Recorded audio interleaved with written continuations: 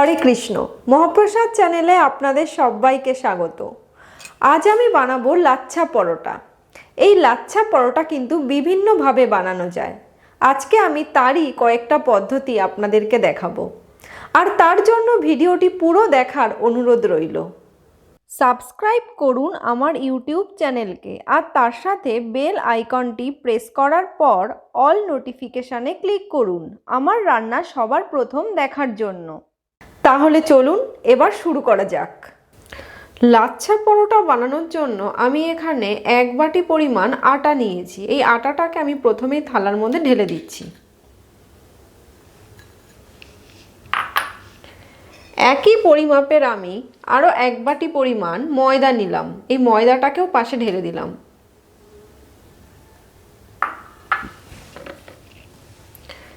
এবার এর মধ্যে আমি 1 টিস্পুন পরিমাণ নুন দিচ্ছি।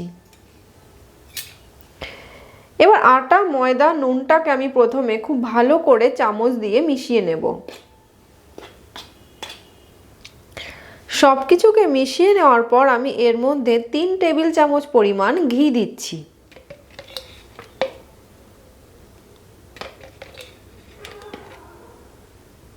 আপনারা ঘিয়ের পরিবর্তে তেলও দিতে পারেন, তবে ঘি দিলে টেস্ট অনেক গুণ বেড়ে যায়। এবার ঘিয়ের সঙ্গে আটার ময়দাটাকে আমি ময়ান দিয়ে নেব। প্রথমে ঘি দিয়ে ময়ান দেওয়ার পর আমি এর মধ্যে 1/2 কাপ পরিমাণ দুধ নিয়েছি। এই দুধটা থেকে আমি অল্প অল্প করে দুধ দেব, আর আটার ময়দাটাকে একটু ভালো করে মেখে নেব। একবারে কিন্তু পুরোটা দুধ দেব না, একটু একটু দুধ দেব, আর এই ময়দার আটাটাকে ভালো করে মাখবো। আপনারা দুধের পরিবর্তে ছানার যে জল হয় সেটাও দিতে পারেন। অনেকে শুধুমাত্র জল দিয়ে এই ময়দা মাখেন, কিন্তু জলের থেকে দুধ কিংবা ছানার জল দিলে লাচ্ছা পরোটার টেস্ট অনেক ভালো হয়। দুধ দিয়ে মেখে নেওয়ার পর আমি এর মধ্যে একটু একটু করে জল দেব, আর একটা ডো তৈরি করব। সব কিছুকে খুব ভালো করে মেখে দেখুন আমি একটা ডো বানিয়ে নিয়েছি। এখন এই ডোটাকে আমি 10 মিনিটের জন্য ঢাকা চাপা দিয়ে রেখে দেব। 10 মিনিট বাদে ঢাকাটা উঠিয়ে নেব। তারপর এটাকে খুব ভালো করে আমি হাত দিয়ে ময়ান দিয়ে নেব। ভালো করে ময়ান দিয়ে নেওয়ার পর আমি এখান থেকে রুটির আকারে লেচি করে নেব। দেখুন ঠিক এই রকম আকার করে আমি এক একটা লেচি করে নেব, আর সাইডে রাখবো। এবার এখানে আমি একটা চাকি নিয়েছি। এই চাকির ওপরে আমি প্রথমে একটু শুকনো আটা ছড়িয়ে দিচ্ছি। এবার একটা লেচি নিলাম, এপিটোপির করে নিলাম শুকনো আটাতে। তারপরে রুটির আকারে প্রথমে আমি এটাকে বেলে নেব।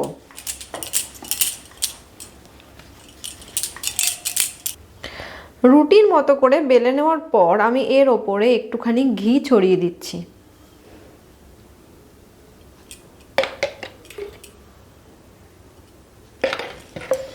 এবার হাত দিয়ে পুরো রুটিটাতে ঘিটাকে খুব ভালো করে মাখিয়ে নিতে হবে।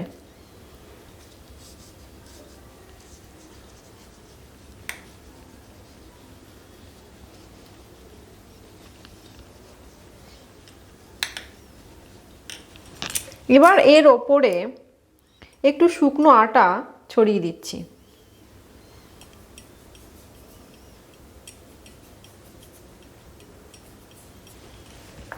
এবার আটাটাকেও খুব ভালো করে এর ওপরে আমি মাখিয়ে দেব।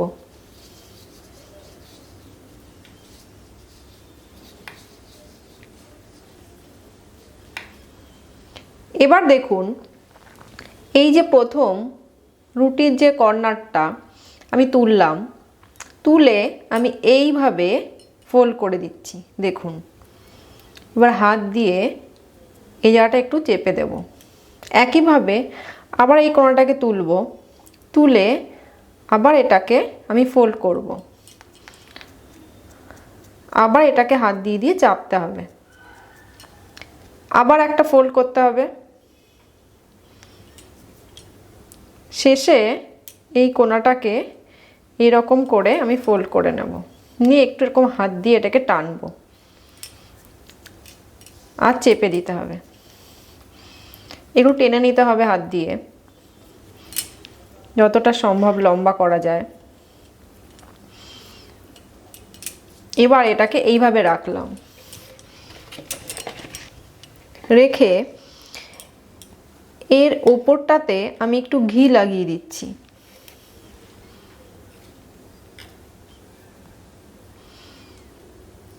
এবার দেখুন এটাকে আমি পেঁচাবো হাত দিয়ে,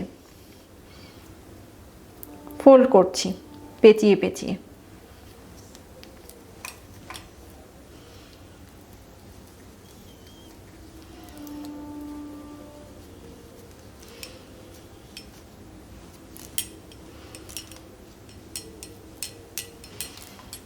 এই দেখুন, আর এই যে কোণাটা এটাকে আমি উল্টো দিকে দিয়ে দিলাম এইভাবে।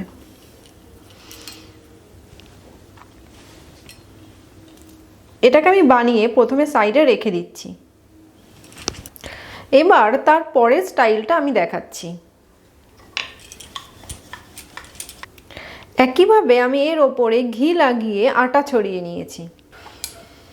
এবার এই রুটির মাঝখান থেকে আমি কেটে নেব হাফটা।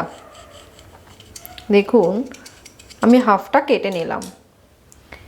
এবার একটা সাইড থেকে রুটিটাকে তুলব, তুলে এইভাবে ফোল্ড করব একটা দিকে, একটু হাতে চেপে নেব, আবার একটা দিকে ফোল্ড করব। এইভাবে ফোল্ড করতে করতে আসতে হবে।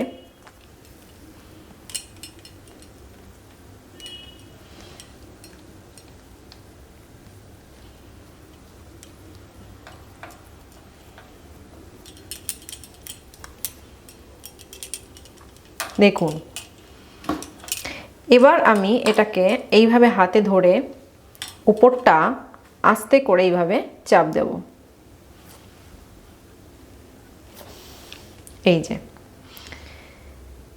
এবার আমি এটাকে সাইডে রেখে দিচ্ছি। এবার তার পরের স্টাইলটা আমি দেখাচ্ছি।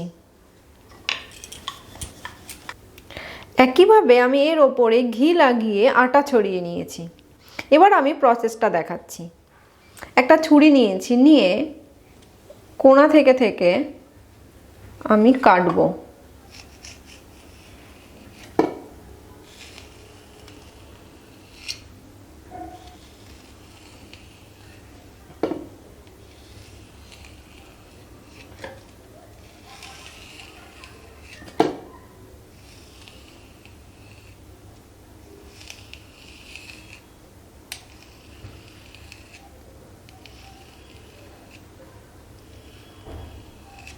দেখুন আমি খুব সুন্দর করে কেটে নিয়েছি। এবার ছুরির উল্টো দিকটা দিয়ে আমি এটাকে আস্তে আস্তে তুলব, এই দিকটাও আস্তে আস্তে তুলব।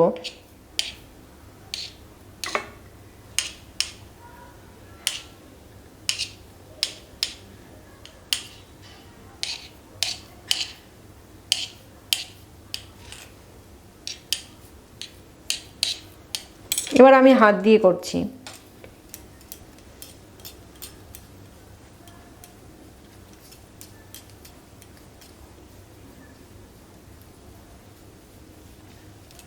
দেখুন সবগুলো এক জায়গায় হয়ে গেছে।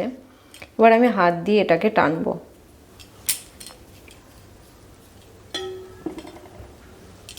টেনে লম্বা করে নিলাম। এবার আমি এটাকে পেঁচিয়ে নেব।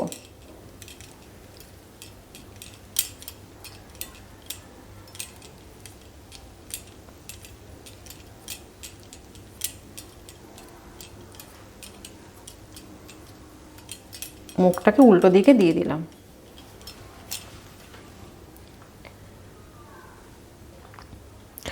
এবার তার পরের স্টাইলটা আমি দেখাচ্ছি। একইভাবে আমি এর ওপরে ঘি লাগিয়ে আটা ছড়িয়ে নিয়েছি। তারপর আমি দেখুন হাত দিয়ে এরকম করে ছোট্ট ছোট্ট পেঁচিয়ে পেঁচিয়ে রোল করব।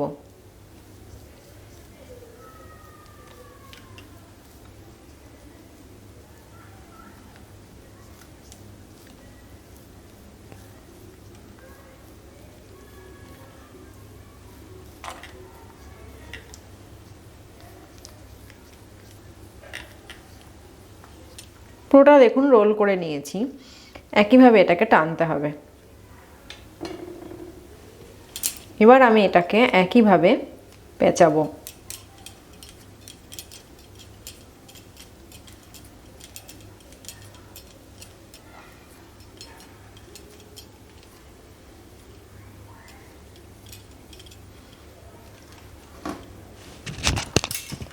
এই যে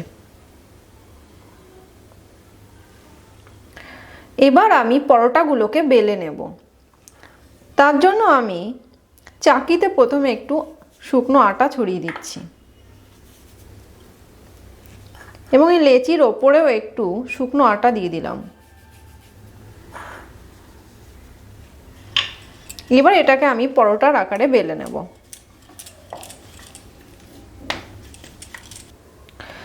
পরোটাটাকে বেলে নেওয়ার পর আমি সাইডগুলো আপনাদেরকে দেখাবো। দেখুন সাইডের কিন্তু ফোল্ডগুলো ঠিকঠাক আছে।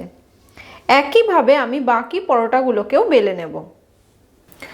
পরোটাগুলো সেঁকে নেওয়ার জন্য আমি এখানে গ্যাসে একটা তাওয়া বসিয়েছি আর তাওয়াতে একটু ঘি ব্রাশ করে নিয়েছি। এবার এর ওপরে আমি একটা পরোটা দিয়ে দিচ্ছি,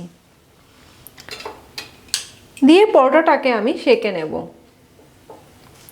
প্রথমে পরোটার একটা দিক খুব ভালো করে আমি সেঁকে নেব। একটা দিক একটু সেঁকে নেওয়ার পরে আমি পরোটাটাকে উল্টে দেব। এবার উল্টো দিকটাও আমি এইভাবে সেঁকে নেব।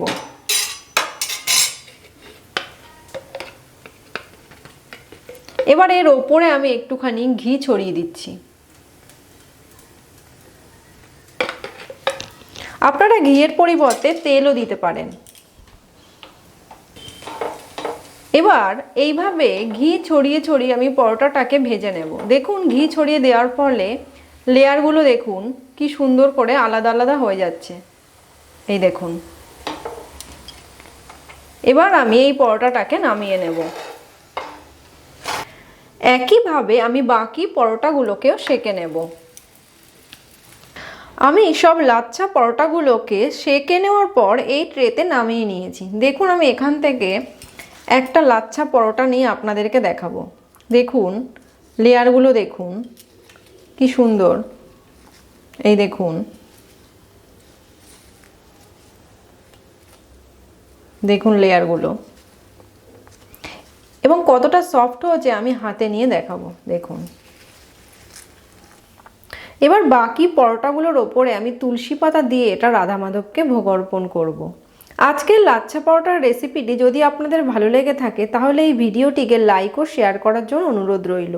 আর আমার চ্যানেল যদি এখনও পর্যন্ত সাবস্ক্রাইব করা না থাকে তাহলে প্লিজ সাবস্ক্রাইব করবেন। আজকের মতো তাহলে এই পর্যন্তই। আবার চলে আসবো পরের পর্বে নতুন কোনো রেসিপি নিয়ে। সবাই ভালো থাকবেন।